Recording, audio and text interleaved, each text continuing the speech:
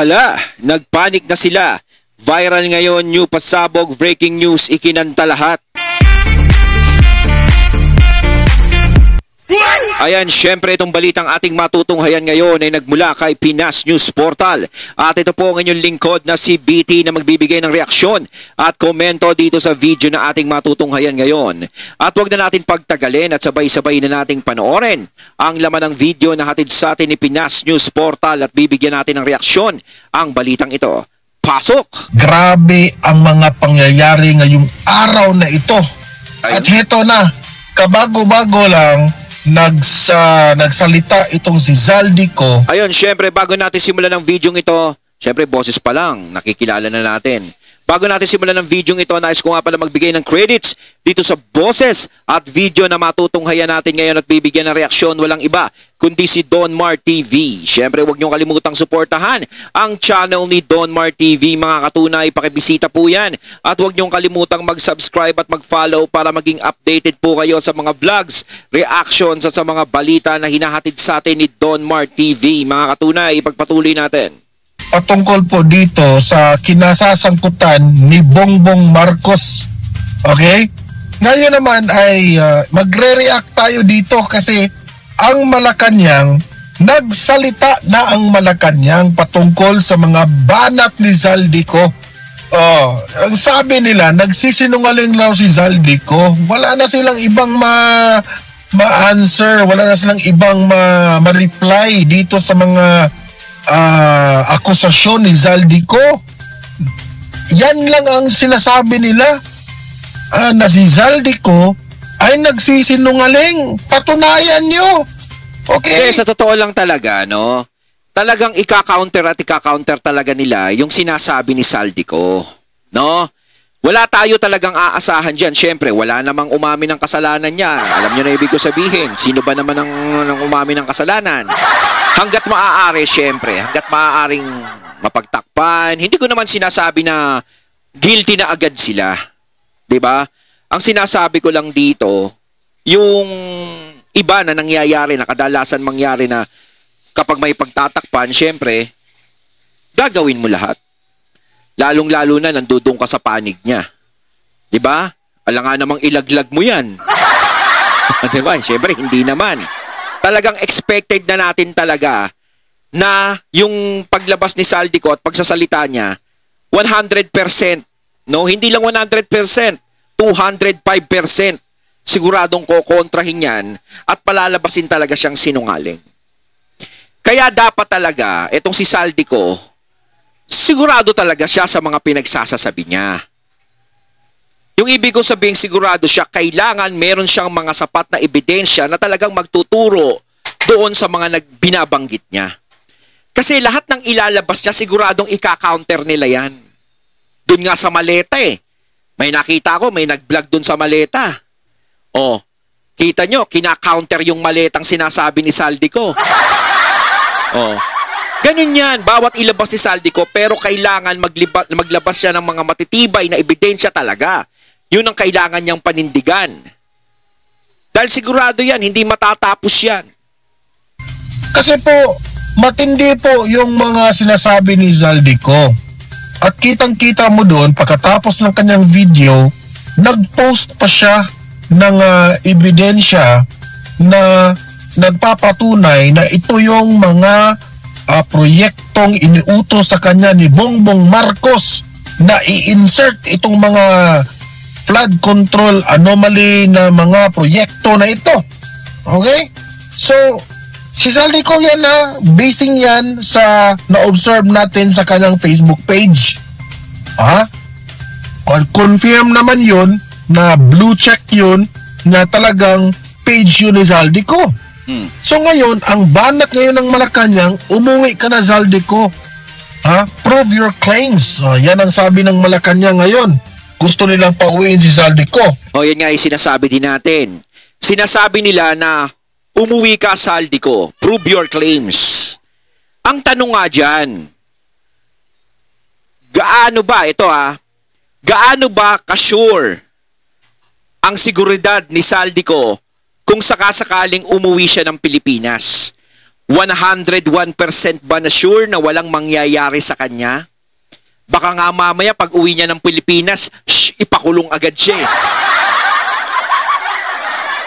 Di ba? Kasi sigurado sa mga sinabi niyang yan, sigurado babawian siya dyan. 100% babawian siya dyan. Hindi ko alam kung anong bawi, no?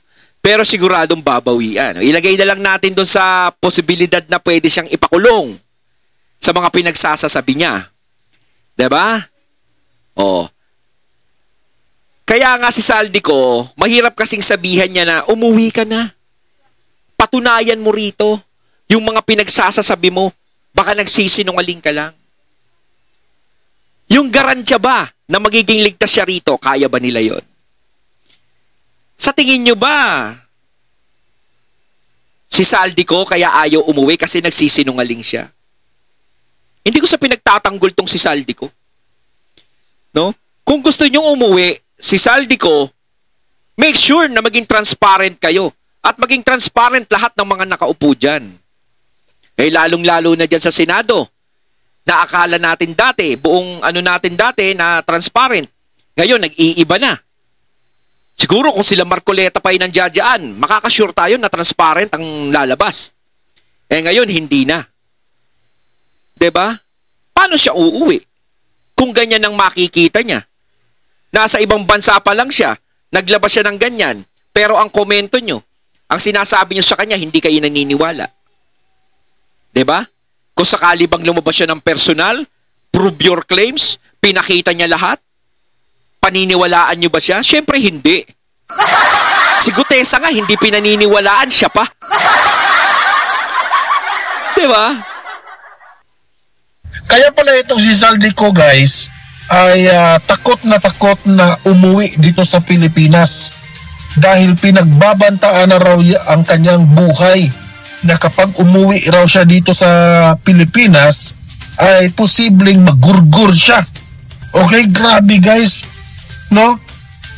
Ang taong bayan ngayon nakatutok ngayon dito sa issue na ito dahil sangkot po ang presidente dito sa mga aligasyon, akusasyon ni Saldico.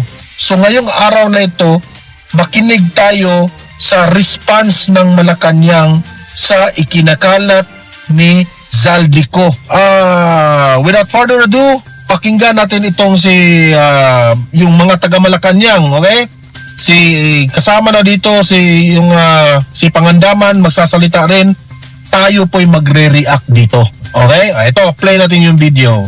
Good afternoon, ladies and gentlemen. PCO Secretary Dave Gomez. These wild accusations are completely without basis in fact. All the charges leveled against the President are pure hearsay. Let us not forget President Marcos Jr. himself. Sabi mo pure hearsay, ha? Sabi mong pure hearsay. Ipaliwanag mo yung pinost ni Saldico na mga lista na iniutos ni Bongbong Marcos raw di umano. Okay? Na mga dapat i-insert na mga proyekto. Ipaliwanag nyo yun. Kaya nga sinasabi na, yan nga eto pa lang, sinasabi na pure hearsay lang yung mga sinasabi ni Saldico. No? Kaya nga sinasabi natin, ganun ba katanga o ganun kadesperado si Saldico na ipahamak niya yung sarili niya? Kasi sinasabi nila, di ba? Ganun ba katanga ang presidente? Ganun ba katanga si PBBM na magbubukas siya ng isang investigasyon tungkol dyan sa mga flood control at kurakutan kung kasabwat siya dyan? Diba? Yun yung sinasabi. Kung kasabwat siya dyan, syempre parang ginisa niya yung sarili niya sa sarili niyang mantika. Dilaglag niya yung sarili niya. May punto doon. Diba? Pero kung ibabalik natin yung tanong sa kanila, tanga rin ba si Saldico para ipahamak niya yung sarili niya? Para maglabas siya ng mga ganyan at magsalita siya ng mga ganyan na alam niya sa sarili niyang magiging delikado siya? May posibilidad siyang magurgur o makulong?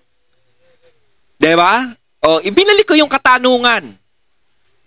Diba? Ganun lang yan eh. Ganun lang kasimple.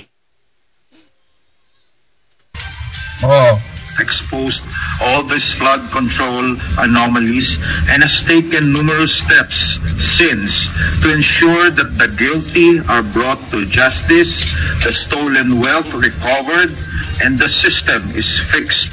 Alam nyo sir, no, sa totoo lang, nabibigi na kami sa mga paulit-ulit yung sinasabi na mananagot. Kaya pala, hanggang ngayon, wala kayong maibigay na pangalan. Inunahan na kayo ni Zaldico, oh. Tama yun. Oh. Isa pa yan sa problema. Ang tagal nyo nang iniimbestigahan niyang Lecheng Flood Control Project na yan. Oh, nag-open ako ng investigasyon. 'Di ba? Ang tanong, nung nag-open kayo ng investigasyon, bakit wala pang napapakulong? Ang tagal na po niyang investigasyon na yan, buti pa yung mga simpleng krimen lang eh. 'Di ba? Saglit lang meron na kaagad suspect. Makukulong agad yung suspect, napapanagot agad. Eto daig pa yung nagtatago eh. 'Di ba? Kung ano-anong klaseng investigasyon na yung ginawa ninyo. Pero walang nananagot kahit isa. Malaya pa rin nakakalakad yung mga taong tinutukoy dyan. Diba? Any of this from happening again. Rep. Zaldico should come back to the country and sign everything he said under oath with the proper judicial authority. Ang tanong dyan, can you assure Zaldico na kapag umuwi siya dito sa Pilipinas ay safety ang kanyang buhay? Kasi yan ang lagi niyang binabanggit, na kapag umuwi siya dito sa Pilipinas, gugurgurin raw siya. Ha? Para naman kasi tayong tanga eh. 'Di ba? Para tayong tanga sa totoo lang. Ito lang yung halimbawa dyan. Sinasabi nila, bakit hindi ka umuwi dito sa Pilipinas? Dito mo patunayan yan, mag-sign ka ng kung ano-ano. 'Di ba? Kaya nga sinasabi, ligtas ba talaga si Zaldico? Ito lang ang dyan. Sample. Sa kuweba ba ng mga leyon? Parang si Zaldico pupunta sa kuweba ng mga leyon. Alam niyang napakaraming leyon doon, mababangis na leyon. 'Di ba? Si Zaldico, no? Ano ba magandang ihalin tulad kay Zaldico? Si Zaldico ay isang rabbit. Rabbit na lang. Sa tingin niyo ba, kung sakaling magpunta yung rabbit sa loob ng kuweba na punong-puno ng mababangis na leyon, hindi ba nila kakainin yung rabbit? Tanong ko lang, hindi ba kakainin ng mababangis na leyon yung rabbit na papasok sa kuweba nila? Parang ganito yan eh. Etong Pilipinas, napapalibutan ng mga leyon. Alam niya yon. Siya yung isang rabbit na yon, na maaari, posibilidad na pupunta siya dito sa Pilipinas, pinabababa siya. Ano yung garantiya nyo na hindi siya kakainin ng mga mababangis na leyon na nakaikot sa kanya? Baka sabihin nyo, busog naman yung mga leyon, hindi kakain yan. Ganon yung nasa isip ni Zaldico. Kahit anong pilit nyo dyan, kahit anong hila nyo dyan, hindi bababa yan kung siya lang ang magdidesisyon sa sarili niyang bababa. Kahit gusto niyang bumaba sa Pilipinas, wala siyang magagawa dahil alam niya na yung kuwebang yon ay napapalibutan ng leyon. Nag-iisip ba kayo? Diyos ko naman, may mga pinag-aralan naman kayo. Siguro alam nyo naman sa sarili nyo yan. Diba? Kahit anong pababa nyo dyan, hindi bababa yan. Diba? Sus Mariosep, ang tinirya niyang presidente. Ang binabanatan niyan, presidente. Diba? Ang inakusahan niya, presidente. Yung pasabog na yon, sinangkot niya yung presidente. Siyempre, sino pa yung mga ng presidente? Siyempre, marami yan. Kumbaga, hawak niya lahat yan. Oh. Sino kakampi ni Zaldico? Kung si Marcoleta nga, saka si Chis Escudero, napatanggal niya sa Senado eh. Kung si BP Sara nga gusto nyong ma-impeach eh. Si Saldi ko pa kaya? Kung si Tatay Digong nga napadala nyo sa ICC, si Saldi ko pa kaya? Yun eh. Kaya wag nyo lang ipilit yung gusto nyo na bumaba ka dito sa Pilipinas. Patunayan mo yung sinasabi mo na kahit gusto niya siguro sa sarili niya na patunayan, bumaba siya sa Pilipinas, sumarap siya sa maraming tao, hindi niya magagawa yun. Sasakpalin siya ng mga leon, rabbit lang ako. Oh. Siguro kung agila na yung nakaupo. 'Di ba? Ang agila hindi kinakain ng rabbit. Oh, 'di ba? Oh, gugurin raw siya. Yan ang ikinatakot niya. Please assure kayong mga taga Malacanang na hindi nyo gagalawin si Zaldico. Wala diba? po yung ganun eh. Kasi po, natutuwa na po yung tao. Kasi kahit sabihin ng Malacanang o sabihin ng administrasyon, sabihin ng mga tao nila, sige umuwi ka rito, hindi ka namin gagalawin. Hindi pa rin. Hindi pa rin mapapanatag yung sarili mo. Kahit sabihin mo magkaroon ka ng 100 security sa sarili mo, delikado ka pa rin. Vice President nga eh, di ba? Pinagtutulong-tulungan eh. Si Saldi ko pa kaya? Di ba? Common sense. Ayan, na nagsalita na si Zaldico. Oh. Thank you. Secretary Amina Pandaman of PBM. Oh, itong si Pangandaman rin ha, nabanggit ang pangalan nitong babaeng ito ni Zaldico. Oh, ano kaya ang kanyang reply dito? Panoorin natin. Pakinggan natin. Oh.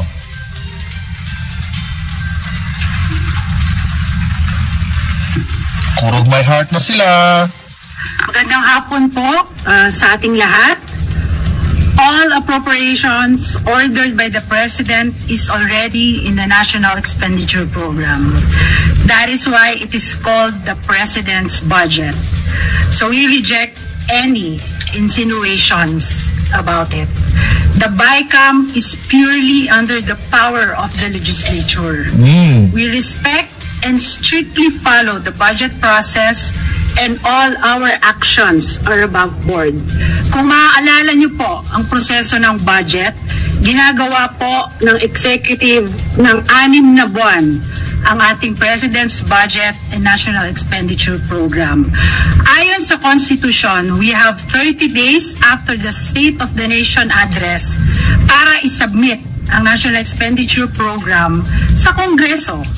At ayon din sa Constitution, pagkatapos natin masubmit po ang budget sa Kongreso, magkakaroon po tayo ng briefing. Oh, ang tanong dyan, kasi explain kayo ng explain. Ngayon na inilabas na ni Zaldico ang kanyang side, okay? Ang tanong, maniniwala pa ba ang taong bayan sa mga eksplanasyon nyo? Wala na, yung taong bayan hindi na naniniwala. Siguro may naniniwala sa kanila, syempre mga sumusuporta sa kanila, no. Naniniwala pa rin sa kanila, pero karamihan talaga is parang nadidismaya na talaga. Nadidismaya na sa mga nangyayari. 'Di ba? Hindi na talaga tama kasi hindi naman magsasalita to ng ganyan-ganyan lang. Explain kayo ng explain paano ninyo yung proseso sa... At saka ito, tingin ko lang kasi si Zaldico kasi dun sa para gurgurin siya, sinasabi niya na pag bumalik siya rito sa Pilipinas, baka mamaya gurgurin siya. No? Para sa akin, malabo yan. Kasi alam niyo kung bakit, mga katunay. Once na may mangyari kay Zaldico, once na may mangyari, alam na. Alam na. 'Di ba? Siyempre, kung sino yung mga taong binanggit niya, alam na. Sila ang paghihinalaan. 'Di ba? Ganun yan. Oh. Kaya siguro doon sa gurgurin, napakalabo yan. Siguro makulong, oo, pwede. Ipakulong siya. Pero sa gurgurin, malabo. Hindi nila pwedeng gawin yan. Parang dinarang nila yung sarili nila sa apoy. Kapag ginawa nila kay Zaldico yun. Sinabit na nila yung sarili nila kasi patatahimikin namin to.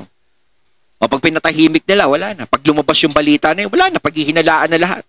Pero nila kung biglang maglaho si Zaldico na parang bula. Yung mga ganyan tayong isipin. 'Di ba? Kaya si Saldico nag-iisip yan. Hindi mo mapapababa basta yan. Hindi bababa ng Pilipinas yan. Sa ngayon, isipin natin ganun. Wala tayong aasahang bumaba yan. Siguro magsasalita siya tungkol sa mga nangyari, pero sa pagbaba, malabo pa yan. Pwera na lang kung meron talagang magagarantya sa kanya, na meron siyang pader na sasandalan talaga. Yung maaasahan, yun. Bababa yan. Budget, ganun, ganyan. Ang tanong, hindi na kayo pinapaniwalaan eh. You might as well, si Bongbong Marcos, let him explain. Kasi kayo yung nag-i-explain para sa para sa presidente eh. Sagutin ni Bongbong Marcos yung mga akusasyon ni Zaldico. Oo nga, yung in-interview siya, nagmamadali. Nagmamadali, parang purong ngiti lang. Yun ang gusto naming marinig. Po ba? So ginawa din po yan ng executive para ma-explica po kung ano ang laman ng President's budget at ng National Expenditure Program. Pagkatapos po nun, magdi-deliberate na po sila. Wala na pong role ang Office of the President, ang executive sa BICAM. Yun lang po. Maraming salamat po. Thank you, Secretary Dave Gomez and Secretary Nina Pangandaman. May clear lang yung explanation niya. Kasi, ako again, this is my own opinion. Maikli lang yung mga sagot nila ngayon. Kasi pinag-iisipan pa nila. Siguro, pinag-iisipan pa nila kung paano nila lulusutan yung mga... Ayun, at ating natunghayan ng video na nagmula kay Pinas News Portal at syempre natunghayan natin ang boses na yon na binigyan natin ng reaksyon na nagmula kay Donmar TV. Kayo mga katunay, anong masasabi nyo tungkol dito? Comment lang po kayo sa comment box. So once again, I'm BT and I'm out. Peace.